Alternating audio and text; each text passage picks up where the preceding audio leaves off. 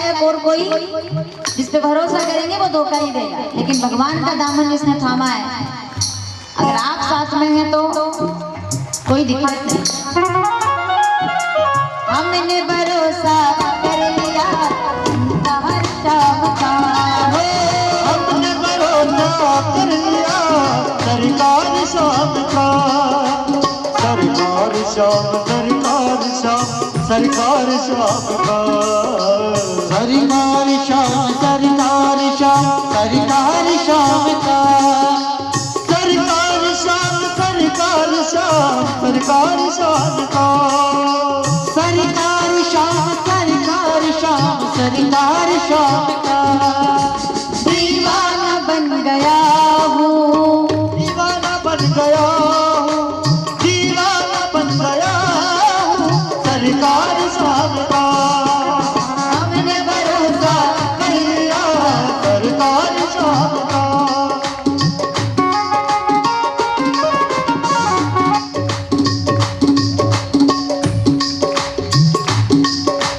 जा पर कृपा राम की होई, ता पर कृपा करे सबको। अगर भगवान की कृपा है, भरोसा भगवान का है, तो किसी और की जरूरत ही क्या है। एक कृपा तुम्हारी है तो सब ठीक है, कृपा नहीं है तो कुछ नहीं। कृपा की ना होती जो आदत तुम्हारी, तो सुनी ही रहती अदालत तुम्हारी। गरीबों के दिल में जगह तुम,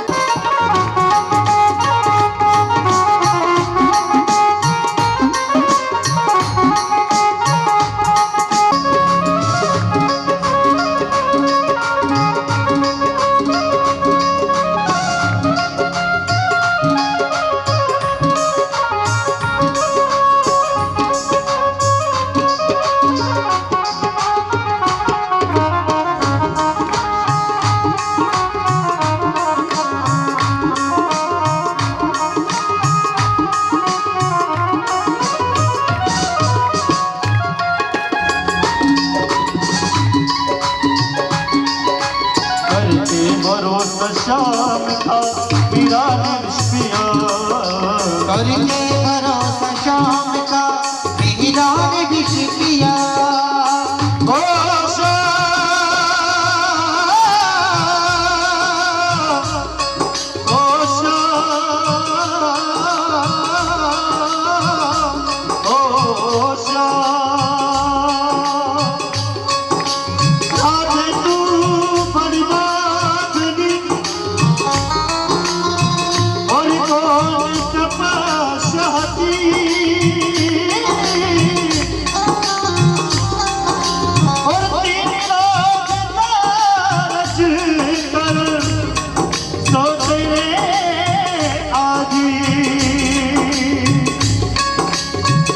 करता करे न कर सके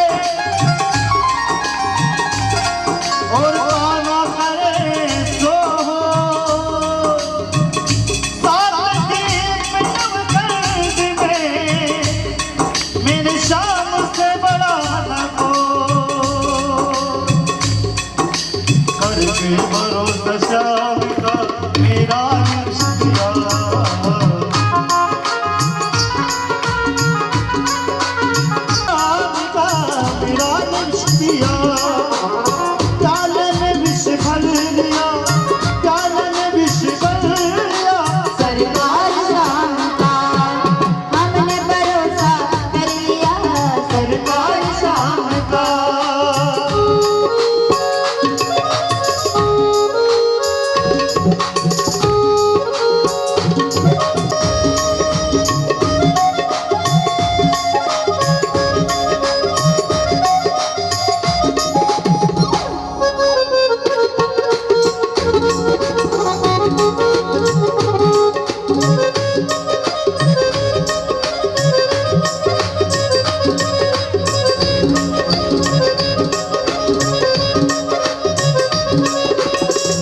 इतना ज्ञान अपरिमित है आपका, फिर भी आप दुखी होकर बैठे हैं। आप उदास क्यों हैं? सावधान मत हो, वापिस मेरी तरफ ध्यान देना, क्योंकि कथा का मुख्य प्रसंग है ये।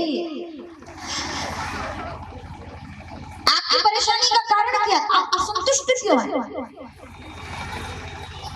कोई संसारी जब दुखी होता है तो केवल अपने कारण से दुखी होता है, लेकिन साधु दूसरों के दुख से दुखी होता है। कि समाज के दुख से दुखी हो उसको साधु कहते हैं, संत कहते हैं। ठीक है। तो नारद जी ने पूछा आप दुखी क्यों हैं? अभी भक्ति दुखी बैठी थी, आप दुखी है, क्या हुआ?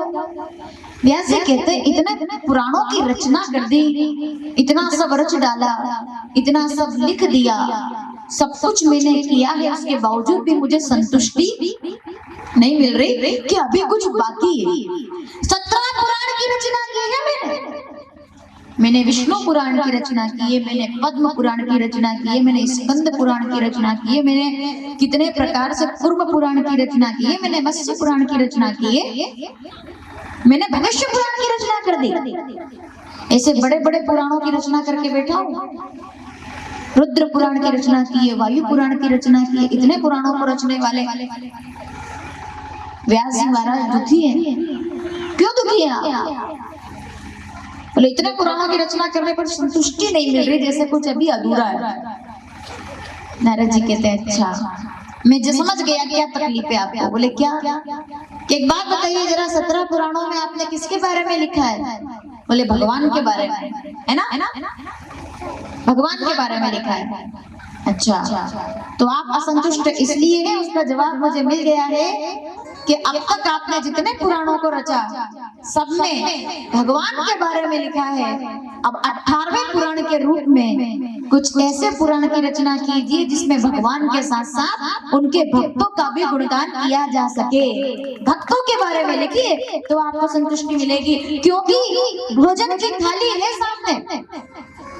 आप कितनी भी अच्छी मिठाइयां बना दो, कितना नमकीन बना दो, कितना सब बना दो, लेकिन एक चिमटी, एक छोटा सा उसमें अगर आप भूल गए डालना, बताओ क्या? सब डाल दिया आपने उसमें, मीठा डाल दिया, चरखा डाल दिया, मिर्ची डाल दी, तेल डाल दिया, राई जीरा सब हो गया, पर ऐसी कौन सी चीज है जिसके बिना उसमें स्वाद नहीं आएगा? मतलब उसके बिना चलेगा नहीं। मीठा भी होगा ना तो उसमें भी वो चाहिए थोड़ा थोड़ा, और वो क्या है? रामचरितमानस अरण्यकांड 34वें दोहे से चौपाई शुरू कीजिए आप, उसमें जवाब मिला है कि सब कुछ भोजन बन करके तैयार हो जाए लेकिन बिना नमक के उसमें स्वाद नहीं आता। उसी प्रकार से भक्तिहीन नर सोहत कैसे, लवण बिना भव व्यंजन जैसे। बिना नमक के व्यंजन शोभा नहीं देता और बिना भक्ति के ये पुराणों की रचना किसी काम की नहीं है। तो आपने थाली तो सजा दी, लेकिन जब तक उसमें भक्ति का नमक नहीं डालोगे तब तक उसमें आपको स्वाद नहीं आएगा। तो बाबा जी ऐसे पुराण की रचना कीजिए जिसमें आप भक्त के बारे में कह सके, भक्ति के बारे में कह सके, क्योंकि भक्ति परम स्वतंत्र गुणगानी। भक्ति से बड़ा और कोई नमक नहीं है जो आपका भाव और स्वाद जगा सके। ठीक है मतलब समझ में आया आपको क्यों दुखी थे व्यास जी? क्योंकि 17 पुराण तो रच दिए लेकिन भक्ति का शब्द नहीं कहा, भक्त के बारे में नहीं कहा। तो उन्होंने, नारद जी ने उपदेश किया कि मैं भी पहले ब्राह्मणी का बेटा था पूर्व जन्म में, मेरी माता जी को सांप ने दंश दिया तो वो मृत्यु को प्राप्त हुई। तो जब तक वो साथ में थी तब तक मुझे संतों का, साधुओं का झूठा खिलाती थी, क्योंकि वो आश्रम में सेवा करती थी। तो झूठा खाते खाते जैसो खावे अन्न वैसो होवे। नारद जी का पूर्व जन्म का चरित्र उन्होंने सुनाया व्यास जी को कि उसके बाद मेरी बुद्धि सुधर गई, सात्विक हो गई। माता जी के स्वर्गवास के बाद मैं ध्यान में बैठ गया और इतना अखंड तप किया कि ब्रह्मा जी का 10वां मानस पुत्र बन करके भगवान नारायण का भक्त में बन गया। बिना भक्ति के कुछ भी संभव नहीं है। आप भी भक्ति का सूत्र लिखिए तब जाकर के आपको आनंद मिलेगा। व्यास जी ने कहा अच्छी बात है, क्या किया जाए? ऐसे पुराण की रचना करो जिसमें भक्तों की कथा हो। व्यास जी तुरंत बैठ गए वही माना में। जो गए हुए ने देखा होगा पत्थरों पर लिखा हुआ है, पहाड़ों पर पुराण लिखे, वही शुरू हो गए। नारद जी इतना कहकर चले गए। इनका काम खाली इतना ही, आते हैं और आने जाने में, इसके बीच का जो समय होता है उसमें तो हाँ या तो कारण बन जाते हैं या निवारण बन जाता है। समस्या का कारण भी यही है, समस्या का निवारण भी यही है। तो निवारण बन गए अभी और चले गए। व्यास पवित्र धारा में, गंगा में जाकर के विराजमान कर दिया।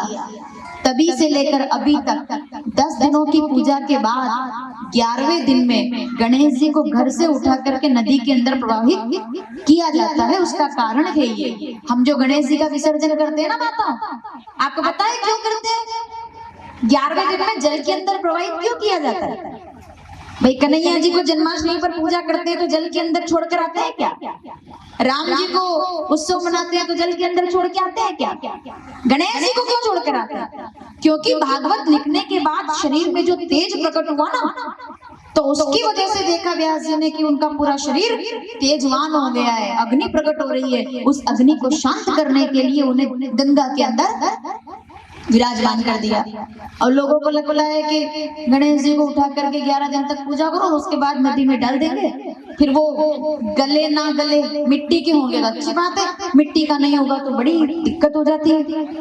इसलिए एक संकल्प जरूर करें कि जब अगले साल हम गणेश जी की स्थापना घर में करेंगे तो मिट्टी के ही गणेश जी महाराज होने चाहिए, ताकि उनको हम नदी के अंदर प्रवाहित करें तो प्रकृति को उससे कोई नुकसान ना हो। बोलिए गणेश जी महाराज की।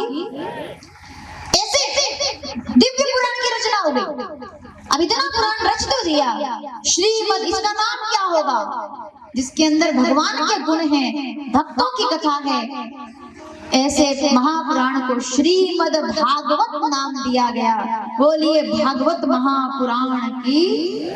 भागवत मतलब भगवान का, जो भगवान का है वो भागवत नाम रखा गया। अभी इतना सुंदर पुराण तो रच दी, तुरंत गए ब्रह्मा जी के पास, बोले मैंने पुराण की रचना की है, भागवत पुराण की। सुनना माता, अभी भागवत है केवल, बोले भागवत पुराण की रचना की है। अच्छा, ब्रह्मा जी बड़े प्रसन्न हुए, बोले इतनी सुंदर किताब आपने पुराण की रचना की है तो जाओ नारायण भगवान को दिखा कर आओ। तो व्यास जी नारायण भगवान के पास वैकुंठ में आए और कहा मैंने भागवत की रचना की है। जैसे ही आए ना तो नारायण भगवान तो प्रसन्न हो गए, लेकिन लक्ष्मी जी रूठ गई।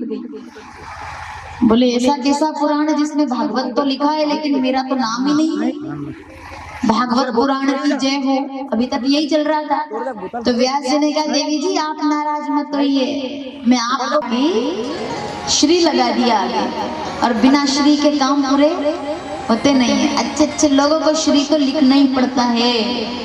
धनतेरस पे जो श्री नहीं लिखेगा, दिवाली पे जो श्री नहीं लिखेगा, भले कितने से बड़ा नास्तिक हो तो भी लक्ष्मी की पूजा तो जरूर करता है। व्यास जी वहां से चले, भागवत तो आ गई हाथ में। फिर नारद जी को याद किया, नारद जी बताइए कथा तो मैंने बहुत अच्छी रच दी, पर इसका प्रचार कौन करेगा, इसको बोलेगा कौन, इसको मीठा कौन करेगा? फल को मीठा करने के लिए तोते की जरूरत है, और भागवत को मीठा करने के लिए कोई ऐसा वक्ता चाहिए जो उसको मीठा कर दे। नारद जी कहते हैं तुम बताओ तुम्हारी नजर में है कोई ऐसा जिसको तुम अपनी ये जायदाद, ये दौलत, तुम्हारी दौलत है ये, एक बात बताओ, एक व्यक्ति अपनी पूरी दौलत किसको देता है? किसको देता है? अरे इतना भी कठिन सवाल नहीं है ये। जैसे मैंने बिल्कुल कोटी की चोटी वाला सवाल पूछ लिया कि सीधे 7 करोड़ मिलेंगे, नहीं तो धड़ाम 360, ऐसा तो नहीं है। मैं बिल्कुल सामान्य सवाल है ये कि अपनी दौलत किसको देंगे अपन? बहुत सीधी बात है, अपने बेटे को।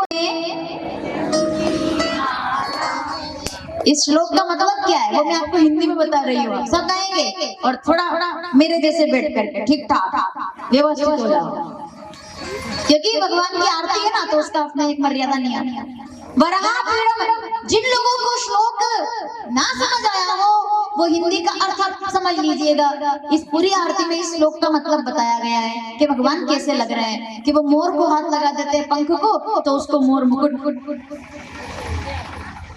इसका सीधा सा, पीछे तक जो माता बैठी है सावधान सुनना, इसका सीधा सा मतलब ये है कि बड़ा व्यक्ति एक छोटी सी चीज को भी छू दे, पारस पारस उसको कहते हैं जो लोहे को भी सोना बना देता है। तो यहाँ पर व्यास जी बाबा ने लिखा है कि भगवान इतना महान है, वो चाहते मतलब हम लोग तो सोने चांदी से नीचे की बात ही नहीं करते हैं, वो चाहते तो कुछ भी कर लेते, पर उनने मोर के पंख को छुआ तो उसे मोर मुकुट बना दिया। मतलब लोहे को सोना बना रहे हैं, बंसी को छुआ उसे गीत संगीत का रूप दे दिया, गाय की पीठ पर हाथ फेरा तो 33 कोटि देवता उसके अंदर निवास करते हैं। ब्रज की धूली को छुआ चरणों से तो उसे ब्रज रज महान बना दिया। अरे और तो और वो अगर चलिएगा जरा मथुरा मेरे साथ, वो जब एक कुब्जा का भी हाथ पकड़ लेते हैं तो उसको भी स्वर्ग की सुंदरी बना देते हैं। ऐसे गोविंद को मेरा नमस्कार है। तो शिष्य क्या कह रहे हैं? गले में बेजन, सब बोलेंगे भाव से, दोनों हाथ उठाकर ताली से। गले में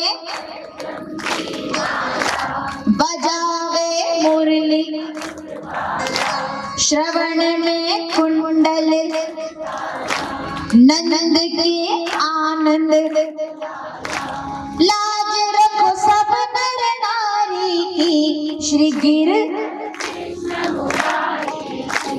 आरती कुंज बिहारी की, श्री गिरधर जहाँ ते प्रगट भई गंगा, चरणों से गंगा प्रकट हुई है। सुनिएगा जरा। जहाँ ते प्रकट भई कलुष कल हारिणी, स्मरण ते होत मोह कलुष कल हारिणी, तेरे सुनो दीन दुखारी की, श्री गिरधर आरती कुंज, श्री गिरधर चमकती उज्ज्वल तट रेणु, बाज रही वृंदा, चहुदिसी गोपी, लाज रखो सब नर नारी की, श्री गिरधर राधिका रमण बिहारी की, श्री गिरधर। एक बार पूरे पंडाल से आवाज उठे जरा, दोनों हाथ उठाकर, लगना चाहिए कि उड़ीसा से आरती उठी है। आरती कुंज श्री गिरधर, आरती श्री गिरधर, श्री गिरधर, श्री गिरधर जगन्नाथ भगवान की। कौन सी माला है गले में? गले में वैजयंती माला, वराहपीडम नटवर वपु कर्णयो कर्णिकार। बैठा है ना तो वो आंगन कभी सजेगा नहीं, बूढ़े के बैठने से आंगन सजता है, क्योंकि वो बूढ़ा आपको मार्गदर्शन देगा। तो मेरा कहने का मतलब, अब तक मैंने बुजुर्गों के विषय में तो बोल दिया, लेकिन मेरी आदत है पक्ष और विपक्ष दोनों में बोलना, इसलिए तैयार रहिएगा अगली बात के लिए। हाँ, अभी तक मैंने बोला है वो ठीक है, पर अगली जो कथा आ रही है ना वो थोड़ी सी कड़वी है, और मेरी नजर में तो बहुत ज्यादा कड़वी है, क्योंकि आगे जो कथा आ रही है वो संग्राम की कथा है, वो महायुद्ध की कथा है, परीक्षित जी के जन्म की कथा। यहाँ तक अभी आपको समझ में आता कथा है? सुखदेव जी आगे व्यास जी से कहा मेरे को श्लोक सुनाओ, सिखाओ मेरे को। व्यास जी ने अपने पूरे ज्ञान की संपत्ति अपने बारे तो चली रही है कंटिन्यू, पहले भी थी अब भी है। पहले के लोग महाभारत में हस्तिनापुर से निकल के कुरुक्षेत्र पहुंच गए, आज के लोग उसी महाभारत में घर के दरवाजे से निकल करके अदालत तक पहुंच जाते हैं, बस इतना सा फर्क है। बाकी महाभारत तो हर जगह है, नहीं है क्या बताइए ना, हर जगह। लोग कहते हैं घर में महाभारत रखोगे तो घर में लड़ाई होगी, यूं भी कौन सी नहीं हो रही है। हो सकता है परिवार में ना हो, लेकिन दो भाई और दो भाई लड़ रहे हैं कुरुक्षेत्र के अंदर। बड़ी सीधी सी बात है। काश के अंधे राजा धृतराष्ट्र ने जहां ये कहा कि बताओ संजय मेरे 100 और दूसरे 5 इस समय क्या कर रहे हैं, अगर इसकी बजाय धृतराष्ट्र ने ये कह दिया होता कि मेरे 105 बेटे क्या कर रहे हैं, अगर ये तेरे मेरे का भेद खत्म कर दिया होता तो महाभारत का युद्ध कभी नहीं होना था। महाभारत के युद्ध का प्रथम कारण अंधे राजा धृतराष्ट्र से बड़ा और कोई कारण महाभारत का दूसरा नहीं है। जिस घर में मोह और ममता से बच्चे पाले जाते हैं उस घर में महाभारत होकर के ही रहती है। धृतराष्ट्र ने महाभारत का बीज बोया है, तेरा और मेरा करके। ममता, अरे उनके पिता नहीं है, महाराज पांडु तो वैसे ही स्वर्गीय हो गए, और अगर बड़े भाई के होते हुए छोटे भाई के का स्वर्गवास हो जाए तो उसके बच्चे किसके कहलाएंगे, किसको पिता कहेंगे, तात किसको कहेंगे, बड़े पापा को, है ना, वो पिता की जगह आ जाएगा।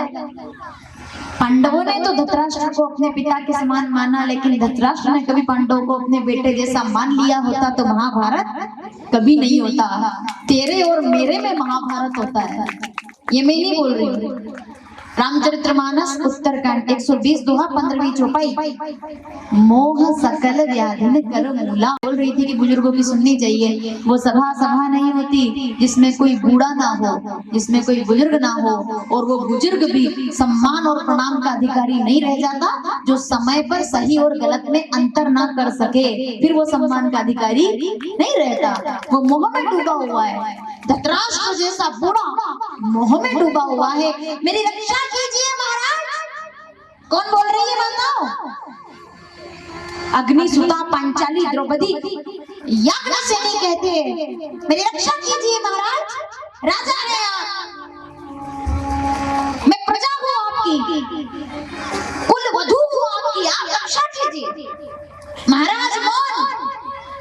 द्रौपदी ने देखा ये तो अंधे हैं पर बहरे तो नहीं है, बोल तो सकते हैं, गूंगे तो नहीं है, रक्षा कीजिए महाराज। धृतराष्ट्र मौन। ये तो बहुत संक्षिप्त में सुना रही हूँ मैं आप लोगों को समय के अनुसार, वरना तो महाभारत इतनी बड़ी कथा है कि क्या कहा जाए, कितना भी सुन लो महाभारत। तो द्रौपदी दौड़ करके आई कृपाचार्य के पास। कृपाचार्य जी, अरे राजा तो अंधा है, आपकी तो आंखें हैं, मेरी रक्षा कीजिए, बूढ़े हैं आप। कृपाचार्य तब द्रौपदी को कोई याद आया। कौन याद आया बताओ? अभी उधर नहीं, अभी तो धरती पे ही रहना पड़ेगा। कौन याद आया है धरती पे? गुरु ब्रह्मा, गुरु विष्णु, हे गुरु द्रोणाचार्य जी महाराज, मेरी रक्षा कीजिए, मैं आपसे प्रार्थना करती हूँ। गुरु है आप, देखिए आपने जिसको धनुष उठाना सिखाया था, आज वो आपकी आंखों के सामने मुझे नग्न करने का प्रयत्न कर रहा है। दुर्योधन को रोकिए ना, आप बूढ़े हैं।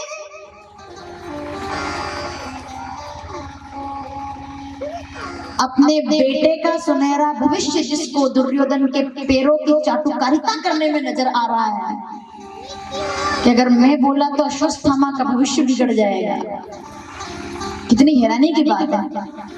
अश्वत्थामा के भविष्य दूरदर्शन करते हुए मेरा बेटा अश्वत्थामा दुर्योधन का दोस्त है, पता नहीं क्या मन में विचार आया। गुरुजी मौन।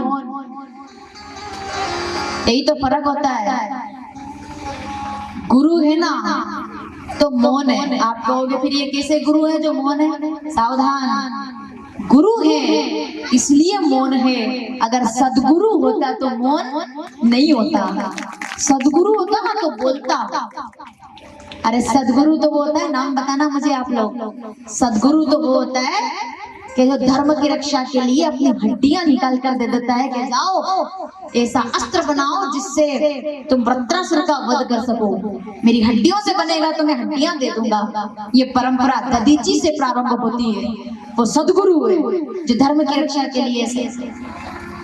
द्रोणाचार्य जी मौन। अच्छा हुआ ये उस समय में आके निकल गए। अभी के समय में सामने आते ना तो पता नहीं कितने बार तो केस होते। नहीं सच में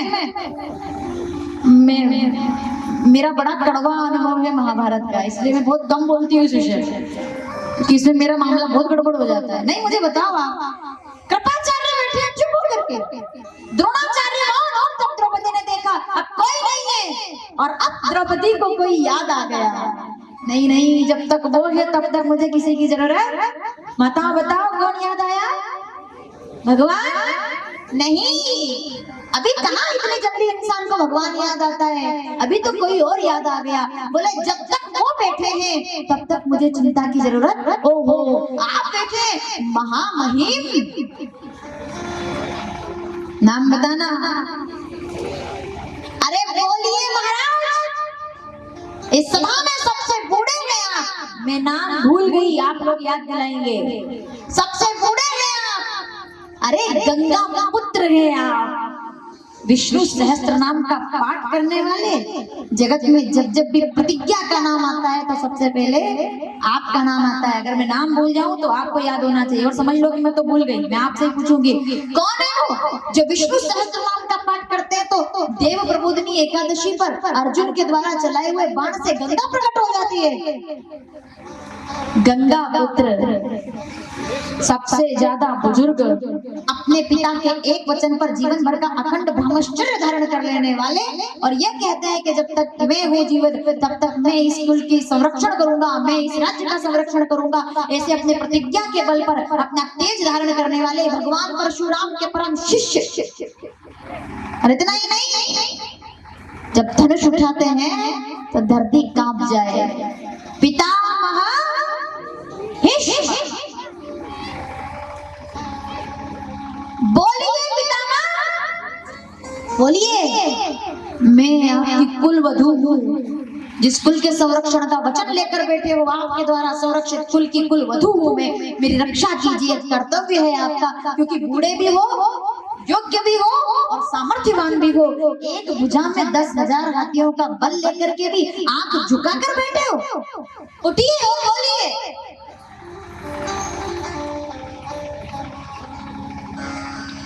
इतिहास का सबसे काला दिन, महाभारत काल का सबसे काला दिन। एक बेटी रो रही है, बहू रो रही है, दुशासन पल्ला खींच रहा है, पल्ले से सिर को ढक रही है, साड़ी का पल्ला ठीक कर रही है, अपनी इज्जत अपनी लाज बचा रही है। और पितामह ने आंखें बंद कर ली, धरती पर ऐसे देखने लगे, मुट्ठी बांध ली, मौन हो गए। उस दिन द्रौपदी ने एक बात कही थी, पितामह आज अगर आप नहीं बोले ना तो लोग दुर्योधन की दुष्टता भूल जाएंगे। सुनिएगा पीछे तक बैठे हुए लोग, जिस घर परिवार का बूढ़ा चुप हो जाए ना वो घर महाभारत हो जाता है। और द्रौपदी ने देखा पितामह मौन, हैरानी की बात है। द्रौपदी का मन रोया, बोले नाम बताइएगा जरा, सभा में बैठे हुए विद्वान लोग। कि महाभारत के हस्तिनापुर की सभा में, इस सभा के अंदर, वहां इस जहां खेला जा रहा है जुआ, इस युद्ध क्रीड़ा के मैदान में जहां पितामह भीष्म की कुर्सी लगी हुई है, उनके ठीक पीछे अगर एक कुर्सी और लगी होती तो मुझे आज भगवान को बुलाने की जरूरत नहीं। द्रौपदी को किसी की याद आ गई, बताइए किसकी याद आई होगी? द्रौपदी को याद आ गई कि बूढ़ा हो तो वैसा हो। नाम आप लोग बताएंगे मुझे, ठीक है? मैं आपको महाभारत से अलग ले जा रही हूँ। रामचरितमानस अरण्यकांड 30वां दोहा, 3री चौपाई, वहां जवाब मिलेगा आपको कि बूढ़ा हो तो आप कहोगे कि कोई भी बूढ़ा क्या कर सकता है, बूढ़ा तो बुजुर्ग है, वो तो कुछ नहीं कर सकता। लेकिन बूढ़ा पक्षी होता जिसने देखा था जनक नंदिनी को पुष्पक विमान में अपहृत होते हुए, उसके बूढ़े पंखों में जान नहीं थी। माताओं नाम याद करना, मैं भूल गई हूँ, याद दिलाइएगा। उसके बूढ़े पंखों में जान नहीं थी, उसकी आंखें धुंधली थी, लेकिन उसके बाद भी वो उड़ा। और सामने वाला कौन था? लंकेश। चंद्रहास लेकर के और तैयार था, अपने प्राणों की परवाह किए बिना वो उड़ा, अपने पंजे से लंकेश को घायल किया। और उसके बाद जगदम्बा ने इंगित किया है कि कहीं ये दुष्ट आपके पर ना काट दे, क्योंकि जगदम्बा भी समझ गई थी कि आज ये अनहोनी कर देगा, ये इस रावण का भविष्य बदल देगा, ये बूढ़ा पक्षी रावण को मार डालेगा तो राम जी की जो लीला है वो अधूरी रह जाएगी। तो जगदम्बा भी उसका धन्य हो जाता है जो गिरे तो सीधे राम जी की गोदी में जाकर के गिरे, उसका गिरना धन्य हो जाता है। लोग कहते हैं गिरना नहीं चाहिए, मैं तो कहती हूँ गिरो तो ऐसे गिरो कि भगवान की शरण प्राप्त हो जाए। गिद्धराज जटायु बूढ़ा हो तो ऐसा, क्या प्यारी चौपाई है कि परहित बस जिनके मन माही। राम जी बोल रहे हैं प्यारे, तिन कहूं जग कछु दुर्लभ नहीं, मैं तेरा अंतिम संस्कार करूंगा। बढ़िया, इसको रक्षा कीजिए। लेकिन द्रौपदी को बचाने वाले पांचों में से कोई भी गर्दन झुका करके बैठ गए, आज रक्षा करने वाला। द्रौपदी ने देखा यह सभा कैसी है जिसमें वीर तो बहुत है, लेकिन इन वीरों में और शिखंडी में कोई ज्यादा फर्क नहीं है। इस सभा के वीरों को मैं शिखंडी की तरह घोषित करती हूँ, जहाँ एक अबला का सम्मान न बचाया जा सके। हे गोविंद आओ, अब तुम्हारे सिवा मेरा कोई नहीं है। हाथ जोड़े दुशासन ने पल्ला खींचना प्रारंभ किया और बड़ी सभा में द्वारिकाधीश का प्राकट्य हो गया। बोलिए द्वारिकाधीश की। द्वारिकाधीश प्रकट हो गए, हाथों से चीर प्रदान कर दिया। सरजाम ने मैं आता हूँ, गोविंद आओ। द्रौपदी हाथ जोड़कर खड़ी है, दुशासन पल्ला खींच रहा है। पल्ला खींचते खींचते साड़ी का ढेर लग गया, लेकिन वो सिर पर से पल्ला उतार ना सका ना, तो ठक करके गिर गया। बोले साड़ी विच नारी है कि नारी विच साड़ी है, साड़ी की ये नारी है कि नारी की ये साड़ी है, ये क्या है? तू गादी पर बैठेगा, मैं तेरे लिए गादी छोड़ने को तैयार हूँ। याद आया होगा आप लोगों को किसकी बात हो रही है? जिंदगी हमेशा कुरुक्षेत्र का मैदान ही नहीं है। अगर ममता से बच्चे पाले जाएंगे तो महाभारत बनेगा, और अगर समता से बच्चे पाले जाएंगे ना तो महाभारत नहीं, चित्रकूट का मैदान बनेगा, जहाँ राम और भरत आपस में गले लगाते हैं तो धरती पिघल जाती है। ऐसे प्रेम की धरती है ये। अपने बच्चों को सुनाओ तो महाभारत मत सुनाना, चित्रकूट की कहानी सुनाना कि भाई भाई में कैसा प्यार होता है। ये समता के बच्चे हैं भाई, समता से पाले गए, ममता से पाले गए। वसुदेहाश्च लुब्धा अन्योदत्परा काले सरे भविष्यन्ति स्वल्पायु बहुपुत्रदा। ये सब होना है। गाय दुखी रहेगी, धर्म बहुत मुश्किल से संभाला जाएगा, और सब प्रकार से ये होना है। कलयुग में तो ये सब होगा। परीक्षित ने कहा तो मेरे राज्य में तो नहीं रहेगा। कलयुग ने कहा महाराज बता दीजिए फिर मैं कहाँ जाऊँ? बोले उस घर में रहना जिस घर में भगवान का मंदिर ना हो, दीपक ना लगता हो, जहाँ भगवान की प्रार्थना होती, जहाँ भगवान की आरतियां ना होती हो, तू वहां रहेगा। दूसरा स्थान व्यभिचार में तेरा निवास। तीसरा स्थान दुर्व्यवहार में तेरा निवास, मांस मदिरा का जहाँ पान होता हो वहां तू रहेगा। चौथा स्थान लोभ मत्सर में तेरा निवास। तो कलयुग ने कहा महाराज मुझ में कितनी बुराई है लेकिन केवल एक अच्छाई है। बोले क्या? कि कलयुग केवल नाम आधारा, सुमरी सुमरी नर। कलयुग में भगवान सबसे जल्दी प्रसन्न होंगे, बिना कुछ किए जल्दी से जल्दी प्राप्त किया जा सकेगा। कोई अच्छा स्थान तो दीजिए, एक तो अच्छा दो कम से कम। परीक्षित जी ने क्या जा सोने में जाकर के निवास करना, उसको स्थान स्वर्ण में दिया और खुद घर आए।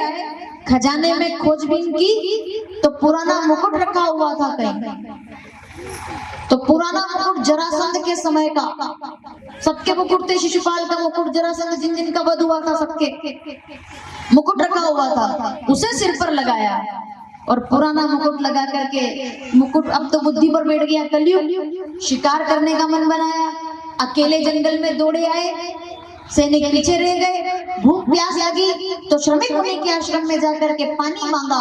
बाबा जी ध्यान में थे, ध्यान इन पर नहीं दिया, इनको आया क्रोध, क्योंकि बुद्धि पर कौन बैठा है? कलयुग। इस दुनिया में ना कोई इंसान अच्छा होता है ना कोई बुरा होता है। जिस समय जैसी बुद्धि राम जी दे दे वो वैसा होता है, उसकी बुद्धि जैसी होगी वो वैसा ही काम। बहुत अच्छा आदमी भी कभी कभी ऐसे काम कर जाता है कि हम सोच लेते अरे इसने कैसे कर दिया, और बहुत खराब व्यक्ति भी कोई अच्छा काम कर जाता है, वो नहीं कर रहा। इस जगत में ना कोई ज्ञानी है ना कोई मूढ़, जैसा राम जी बुद्धि हो, सात्विक बुद्धि होगी तो देखिए तामसिक बुद्धि होगी। मरा हुआ सांप डाल दिया वहां का बाबा जी के गले में, बताइए। बाबा जी ध्यान में बैठे हुए थे, मरा हुआ सांप डाल दिया और सांप डालकर चले गए। श्रमिक ऋषि के पुत्र श्रृंगी ऋषि को पता चला मेरे पिता के गले में मरा हुआ सांप डाला है राजा ने। इति लंघित मर्यादा तक्षकम सप्तमे अनि। राजा ने अपनी मर्यादा का उल्लंघन किया है, मैं उसे श्राप देता हूँ। 7 दिन के बाद तक्षक दंश देगा और वो राजा मृत्यु को प्राप्त हो जाए, ये मेरा श्राप। राजा घर पहुंचे, मुकुट उतारा, वापस बुद्धि आई ये मैंने क्या कर दिया। लेकिन अब तक तो देर हो गई थी। महामंत्री ने आकर के ये निवेदन किया, क्योंकि शौनक मुनि ने जब आंखें खोली तो गले में सांप देखा ना, बच्चा रो रहा था श्रृंगी। बोले क्या हुआ बेटा? सांप को धीरे से संत की पहचान है, वो सदा मुस्कुराता रहता है, साथ साथ उसको कोई मान अपमान नहीं। उसने कहा तूने ये क्या किया? बोले मैंने श्राप दे दिया। अरे तूने गलती कर दी, गलती कर दी तूने 2 युगों के बीच में एक ही तो धर्मात्मा राजा रह गया था जो धर्म का प्रचार करता, तूने उसको श्राप दे दिया। जाओ सूचना करवाओ राजा को। महामंत्री ने सूचना की, महाराज आपको 7 दिनों का श्राप हुआ है। राजा मानसिक रूप से तैयार तो था ही कि कुछ न कुछ आने वाला है। राजा ने तुरंत सुना, एक आंसू आया आंख में, एक आंसू। वो एक आंसू भी क्यों आया वो हम आगे बात करेंगे, लेकिन एक आंसू आया, अपने वस्त्रों का त्याग करके साधु का वस्त्र पहन लिया। पत्नी से कह दिया तेरा मेरा संबंध समाप्त। तलवार फेंकी, कमंडल ले लिया। देखिए परिवर्तन, एक घड़ी और निकल गए घर से। बेटे जन्मेजय को राजा बना दिया। पूछ रहे कहाँ जाऊं, कैसे जाऊं? तब आ गए शुक्ताल उत्तर प्रदेश। शुकचाल ने आकर संतों से पूछा मेरा उद्धार कौन करेगा? तो संतों ने कहा वो देखो व्यास पुत्र शुकाभि रूप परमहंस बाबा अवधूत सुखदेव मुनि पधार रहे हैं, उनके पैर पकड़ लो, वो तुम्हारा उद्धार कर देंगे। तो आए राजा सुखदेव जी के पैर पकड़ लिए, बाबा जी कल्याण करो, मेरा कोई नहीं है।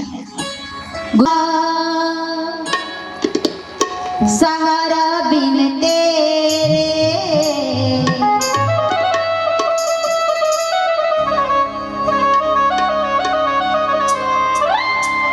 अब कोई ना, सहारा बिन तेरे गुरुदेव सावरिया मेरे। यहाँ कोई ना, सहारा बिन तेरे गुरुदेव सावरिया मेरे। और सब गाएंगे दोनों हाथ उठाकर, हरि आ जाओ, हरि आ जाओ, हरि आ जाओ, हरि आ जाओ। माता ऐसे काम नहीं चलेगा, बुलाना पड़ेगा। शाम का समय बुलाओगे तो आ जाएगा। ऐसे हाथ उठाए सब गाएंगे, हरि आ जाओ, हरि आ जाओ, हरि आ जाओ, हरि आ जाओ। मैं तो चरण पड़ा अब तेरे, मैं तो चरण पड़ाऊं तेरे। सावरिया ओ मेरा कोई ना, बिनु तेरे